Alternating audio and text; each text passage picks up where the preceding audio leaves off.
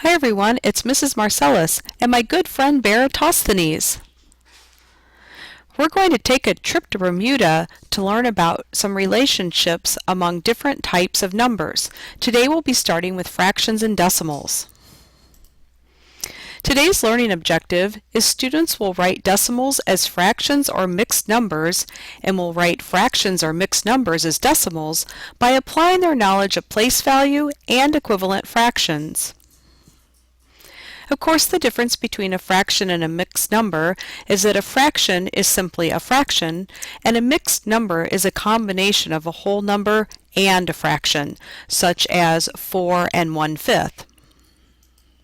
So we're going to Bermuda, and some of you might be a little concerned, just like Eratosthenes is. He's worried about the Bermuda Triangle. Dun dun dun! I know most of you have probably heard of the Bermuda Triangle, and it's known for some very mysterious things and disappearances, with ships and airplanes and people going in there and getting lost, and strange things happening, and sometimes people never coming back. We're about to enter what I like to call the mathematical Bermuda Triangle. And I call it that because sometimes it can be very confusing, but we will help you learn how to navigate it, and I can guarantee that no one's going to get lost. Over the years, I've only lost one student so far during this unit, never to be seen again. But that's because he moved to Florida.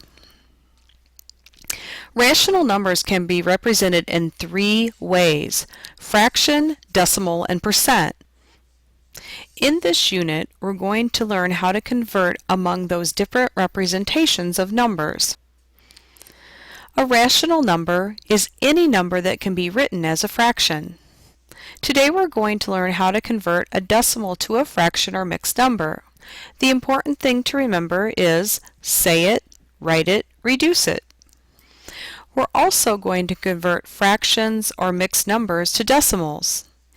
And as we've learned already, the phrase that pays, every fraction is a division problem. To convert a fraction to a decimal, we'll take the top number divided by the bottom. So do you think we should get started, Eratosthenes? Alright, onward to the first example. In our first example, we want to convert 6/10 to a fraction. The first thing that we will do is say it, 6/10. That tells us the fraction to write. Then we reduce it. Usually the reducing is the hardest part. We need to find a common number that both 6 and 10 can be divided by, and that would be 2. We divide both the top and the bottom, the numerator and the denominator, by 2, and that gives us an answer of 3/5. You say it, you write it, you reduce it. Let's try another example. Our first step is to say it, 45 hundredths. Next we will write it, 45 over 100. Then we need to reduce it. We have to find a common number that both 45 and 100 can be divided by. Both 45 and 100 can be divided by 5, so we'll do that, and we end up with 9 over 20.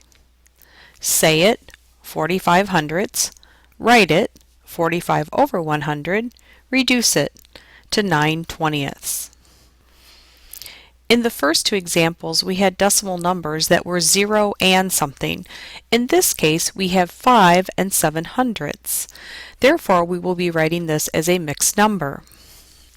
Again, you say it, 5 and 7 hundredths, so we write the whole number 5 and the fraction 7 over 100. Then we look to see if we can reduce it.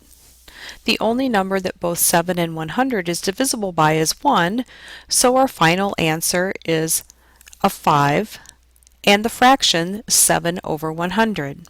Say it, write it, reduce it. The average length of a conch shell is 9 and 8500 inches. Write this as a mixed number in simplest form. First we'll say it, 9 and 85 hundredths. That means we would write the whole number 9 and then the fraction 85 over 100. Next we need to simplify. Both 85 and 100 can be divided by 5, which gives us an answer of 9. We have to make sure that we carry that over into our answer. You don't want to forget the whole number. 9 and 17/20. Next, let's turn a fraction or mixed number into a decimal. We're starting with the fraction 3/5. One way you can approach this is to turn it into an equivalent fraction that has a denominator of 10, 100, 1000, or any multiple of 10, which then can easily be converted into a decimal. For example, I could easily set this fraction over 10. 5 times 2 is 10. 3 times 2 is 6. This gives me 6 over 10, which written as a decimal is 0.6, 6/10. I can also use my knowledge of fractions and the fact that every fraction is a division problem. I will put the numerator, the top number, inside the bracket and will divide by the denominator. This looks a little strange, but you have to remember that a fraction is less than 1, so our answer should be less than 1 as well. In order to divide, I will have to add a decimal and a 0. Then I can proceed. 6 times 5 is 30, and after I subtract, I have no remainder. And just as in the first method, my final answer is 0.6, or 6/10. In this example, we're going to turn a mixed number into a decimal. We have 7 and 14/25. It is easy to convert 14/25 into a fraction that has a denominator that is a multiple of 10. In this case, we would use 100. We go from 25 to 100 by multiplying times 4. If we multiply 14 times 4, we end up with an answer of 56. We know how to write 56/100ths as a decimal. It's 0.56, but we can't forget that that 7's there, so we would write 7.56 or 7 56/100ths. We also can use our knowledge of fractions and that every fraction is a division problem and do the numerator of 14 divided by the denominator of 25. Since you get to use a calculator in this unit, I'm not going to do all the long division in these examples. 14 divided by 25 is 0.56. But this is a mixed number, so we have to remember the 7 in our answer. 7 and 56/100ths. In this problem, we can also set our denominator equal to a fraction that has a denominator that is a multiple of 10. In this case, we would use 1000. To get to 1000, we must multiply 250 times 4. If we do this to our numerator, we end up with 408. 408 over 1000 is written as 408 thousandths. You can also do the division and divide 102 divided by 250. And if you do this, you will also end up with 408 thousandths.